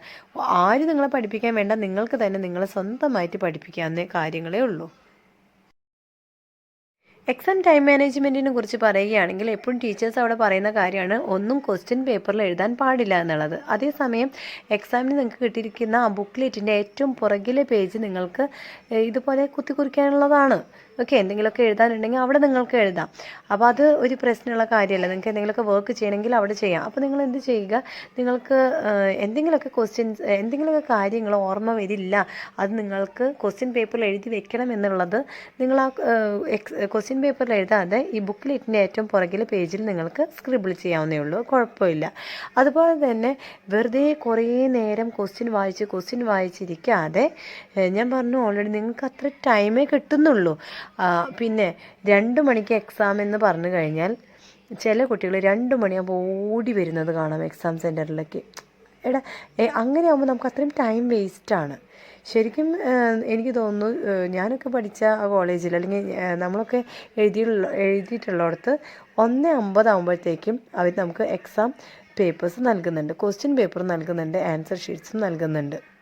1:50, 1:55 ഓക്കെ. അപ്പോൾ നമുക്ക് എന്തായി, അത്രയും സമയം നമുക്ക് കിട്ടുന്നുണ്ട്. ക്വസ്റ്റ്യൻ പേപ്പർ വായിക്കാനല്ല, നമുക്ക് ഈ ആൻസർ ബുക്ക്ലെറ്റിൻ്റെ ഫ്രണ്ട് പേജ് ഫില്ല് ചെയ്യാനുണ്ട്. നമ്മുടെ പേര്, നമ്മുടെ എൻറോൾ നമ്പർ, ഇങ്ങനെ കുറച്ച് കാര്യങ്ങളൊക്കെ അവിടെ ഫിൽ ചെയ്യാനുണ്ട്, ഡേറ്റ്, കാര്യങ്ങളൊക്കെ. അപ്പോൾ ഇത് ഫില്ല് ചെയ്യാനായിട്ട് പിന്നെ സിഗ്നേച്ചറൊക്കെ നിങ്ങൾ ഓർത്ത് വയ്ക്കുക. ആൻസർ ബുക്ക്ലെറ്റിൻ്റെ പുറകിലെ പേജിലും നിങ്ങൾ സൈൻ ചെയ്യണം, ഫ്രണ്ടിലൊക്കെ സൈൻ ചെയ്യാനുണ്ട്. അപ്പോൾ ഈ കാര്യങ്ങളൊക്കെ മിസ്സായി കഴിഞ്ഞാൽ നിങ്ങൾ എഴുതിയിരിക്കുന്ന ബുക്ക്ലെറ്റിന് വാല്യൂ ഉണ്ടാവില്ല, അതവർ റിജക്റ്റ് ആക്കി കളയും. അപ്പോൾ ഈ അങ്ങനെയുള്ള റഷ് ഒഴിവാക്കാനാണ് കുറച്ച് നേരത്തെ എക്സാം സെൻറ്ററിൽ പോവുക. എന്നിട്ട് നിങ്ങൾ ക്വസ്റ്റ്യൻസ് വായിച്ച് കുറേ നേരം സമയം കളയാതെ ഏത് ക്വസ്റ്റ്യനാണ് നിങ്ങൾക്ക് കിട്ടുക അതിൻ്റെ ആൻസർ അങ്ങോട്ട് എഴുതി ആ പരിപാടി തീർക്കുക. ഓക്കെ. അപ്പോൾ അങ്ങനെ ടൈം മാനേജ്മെൻറ്റ് ചെയ്യാനായിട്ട് ശ്രദ്ധിക്കുമല്ലോ. ഇനി എക്സാമൊക്കെ കഴിഞ്ഞു, അതിനുശേഷം റിസൾട്ട് വന്നു കഴിഞ്ഞാൽ എന്ത് ചെയ്യണം, അല്ലെങ്കിൽ നിങ്ങൾക്ക് ഇപ്പോൾ നിങ്ങളുടെ ഫ്രണ്ട്സൊക്കെ ഉണ്ട്, എല്ലാവരും ഒരേ സമയമാണ് എക്സാം എഴുതിയിരിക്കുന്നത്. പക്ഷേ റിസൾട്ട് നിങ്ങൾക്ക് വന്നിട്ടില്ല, വേറെ കുട്ടിക്ക് വന്നു. റിസൾട്ട് ആർക്കും ഒരേ സമയം വരുന്നില്ല. റിസൾട്ട് പലർക്കും പല ടൈമിലൊക്കെയാണ് വരുന്നത്. അത് ഇഗ്നോയുടെ മറ്റൊരു പ്രത്യേകതയാണ്. അപ്പോൾ നിങ്ങൾ ഒരിക്കലും പേടിക്കേണ്ട. നിങ്ങളുടെ അസൈൻമെൻറ്റിൻ്റെ റിസൾട്ട് ആകട്ടെ, നിങ്ങൾ എഴുതിയിരിക്കുന്ന എക്സാമിൻ്റെ ആകട്ടെ, പ്രാക്ടിക്കലിൻ്റെ ആകട്ടെ, എല്ലാത്തിൻ്റെയും റിസൾട്ട് നിങ്ങൾക്ക് വരും. കുറച്ച് സമയം അവരെടുക്കുമെന്ന് മാത്രം. ചിലർക്ക് നേരത്തെ വരും, ചിലർക്ക് നേരം വൈകി വരും. ഇനി നിങ്ങൾ എപ്പോഴും നിങ്ങളുടെ ഗ്രേഡ് കാർഡ് ചെക്ക് ചെയ്യുമ്പോൾ ശ്രദ്ധിക്കുക, അസൈൻമെൻറ്റ്സിൻ്റെ മാർക്കും തിയറി മാർക്കും പ്രാക്ടിക്കൽ ചെയ്യുന്ന കുട്ടികളാണെങ്കിൽ അതിൻ്റെ മാർക്കും, അങ്ങനെ പ്രോജക്റ്റ് ചെയ്യുന്ന കുട്ടികളുണ്ടെങ്കിൽ പ്രോജക്റ്റിൻ്റെ മാർക്ക്, ഇതൊക്കെ സെപ്പറേറ്റ് ആയിട്ട് നിങ്ങൾക്ക് കാണാൻ സാധിക്കും ഗ്രേഡ് കാർഡിൽ. അപ്പോൾ ഇതൊക്കെ നിങ്ങൾ ചെയ്തിട്ടുണ്ടെങ്കിൽ അതിൻ്റെയൊക്കെ മാർക്സ് വന്നോ എന്നും കൂടി നിങ്ങൾ ശ്രദ്ധിക്കണം. അല്ലാതെ തിയറിയുടെ മാർക്സ് വന്നു അല്ലെങ്കിൽ അസൈൻമെൻറ്റിൻ്റെ മാർക്സ് വന്നു, അത് ഓൾ മാർക്സ് ആകുന്നില്ല. ഇതെല്ലാം കൂട്ടിയിട്ടാണ് നിങ്ങളുടെ ടോട്ടൽ മാർക്ക് വരുന്നത്. ഓക്കെ. അപ്പോൾ അതൊക്കെ ഒന്ന് ശ്രദ്ധിച്ചോളൂ. ഇനി എക്സാം എഴുതി റിസൾട്ട് വന്നു, നിങ്ങൾ ഒരു സബ്ജക്റ്റ് അല്ലെങ്കിൽ 2 സബ്ജക്റ്റ് 3 സബ്ജക്റ്റൊക്കെ ഫെയിലായി എന്ന് വിചാരിക്കുക. എന്ത് ചെയ്യണം? അങ്ങനെയാണെങ്കിൽ നിങ്ങൾ റിസൾട്ട് നല്ല രീതിയിൽ പരിശോധിച്ചതിന് ശേഷം ഏത് കോഴ്സാണ് നിങ്ങൾക്ക് പെൻഡിങ് ആയിട്ട് വരുന്നത് അല്ലെങ്കിൽ ഫെയിലായിട്ട് വരുന്നത് എന്ന് കണ്ടുപിടിക്കുക. അതിനുശേഷം മാത്രം അവിടുത്തെ കറണ്ട് റൂൾസുകൾ നിങ്ങൾ പരിശോധിക്കണം. എന്നിട്ട് എക്സാമിനേഷൻ പ്രോസസ്സ് പൂർത്തീകരിക്കേണ്ടതുണ്ട്. പിന്നെ ഇത്രയേ ഉള്ളൂ, നിങ്ങൾക്ക് ആ എക്സാം ആദ്യം എഴുതാനായിട്ട് സാധിക്കും. അപ്പോൾ എലിജിബിൾ ആയിട്ടുള്ള സമയത്ത് നിങ്ങൾക്ക് പിന്നെയും ആ എക്സാം എഴുതിയെടുക്കാവുന്നതേ ഉള്ളൂ. അപ്പോൾ പേടിക്കാനുള്ള കാര്യമൊന്നുമില്ല. നിങ്ങൾക്ക് ആദ്യം എക്സാം എഴുതാം, നല്ല രീതിയിൽ പ്രിപ്പയർ ചെയ്ത് എഴുതിയാൽ പാസ്സാകാം. അതുപോലെ രജിസ്ട്രേഷൻ എന്നൊരു പ്രോസസ്സ് ഉണ്ട്. അതെന്താണെന്ന് വെച്ച് കഴിഞ്ഞാൽ നമ്മൾ ഇഗ്നോയിൽ തന്നെ ഓൾമോസ്റ്റ് എല്ലാ കോഴ്സുകൾക്കും ഒരു വർഷം കഴിഞ്ഞ് അടുത്ത വർഷത്തിലോട്ടോ അല്ലെങ്കിൽ ഒരു സെമിസ്റ്റർ കഴിഞ്ഞ് മറ്റൊരു സെമിസ്റ്ററിലോട്ടോ, അത് നിങ്ങളുടെ പ്രോഗ്രാം അനുസരിച്ചിട്ടാണ് രജിസ്ട്രേഷൻ സെറ്റ് ചെയ്തിരിക്കുന്നത്. അത് നിങ്ങൾ ചെക്ക് ചെയ്യുക, എപ്പോഴാണ് നിങ്ങളുടെ കോഴ്സ് ഏതാണ്, എപ്പോഴാണ് രജിസ്ട്രേഷൻ ചെയ്യേണ്ടത് എന്ന് ചെക്ക് ചെയ്യുക. എന്നിട്ട് രജിസ്ട്രേഷന് ടൈം ആകുമ്പോൾ രജിസ്ട്രേഷൻ ചെയ്യേണ്ടതായിട്ടുണ്ട്. ഇഗ്നോയിൽ നിങ്ങൾ രജിസ്റ്റർ ചെയ്തിട്ടുള്ള നിങ്ങളുടെ ഫോൺ നമ്പർ, ഇമെയിൽ ID, ഇത് രണ്ടും വളരെയധികം ഇമ്പോർട്ടൻ്റ് ആയിട്ടുള്ള കാര്യങ്ങളാണ്. അപ്പോൾ അതിൽ നിന്നും നിങ്ങൾക്ക് ലഭിച്ചിട്ടുള്ള കമ്മ്യൂണിക്കേഷൻസും കാര്യങ്ങളും, അഥവാ നിങ്ങൾ ഇത് ചേഞ്ച് ചെയ്യുകയാണെങ്കിൽ, ഒരു കാരണവശാലും ഈ കോഴ്സ് തീരുന്നത് വരെ, കോൺവൊക്കേഷൻ സർട്ടിഫിക്കറ്റ് കിട്ടുന്നത് വരെ നിങ്ങൾ ചേഞ്ച് ചെയ്യരുത്. അഥവാ ചേഞ്ച് ചെയ്യേണ്ട ഒരു അവസ്ഥ വരികയാണെങ്കിൽ തന്നെ ഈ പറയുന്ന കമ്മ്യൂണിക്കേഷൻ ഡീറ്റെയിൽസ് നിങ്ങൾ മറ്റെവിടെയെങ്കിലും അപ്ലോഡ് ചെയ്ത് സേവ് ചെയ്ത് വെച്ചിട്ടുണ്ടായിരിക്കണം. മറ്റൊരു കാര്യം, ഇഗ്നോയിൽ അഡ്മിഷൻ എടുത്തിട്ടുള്ള കുട്ടികൾ അസൈൻമെൻറ്റിൻ്റെ സമയത്തും അതുപോലെ തന്നെ എക്സാമിൻ്റെ ടൈമിലും യൂസ് ചെയ്യുന്നതാണ് യൂട്യൂബ്. ഇഗ്നോയുടെ ഒരു റെഫറൻസിന് വേണ്ടിയിട്ട്. അപ്പോൾ ഈ ആൻസേഴ്സൊക്കെ എങ്ങനെ കിട്ടും, അസൈൻമെൻറ്റ്സൊക്കെ എങ്ങനെ എഴുതാം, ഇതൊക്കെ നോക്കിയിട്ട്. അപ്പോൾ ഓൾമോസ്റ്റ് നിങ്ങൾക്ക് കാണാൻ സാധിക്കും, നിങ്ങൾക്ക് ഒത്തിരി വാട്സപ്പ് മെസ്സേജുകൾ, കോൾസുകളൊക്കെ വരും. എവിടെ നിന്ന്? ഓൾമോസ്റ്റ് എല്ലാ കോൾസും അല്ലെങ്കിൽ നിങ്ങളുടെ മെസ്സേജുകളൊക്കെ വരുന്നത് നോർത്ത് സൈഡിൽ നിന്നുമായിരിക്കും.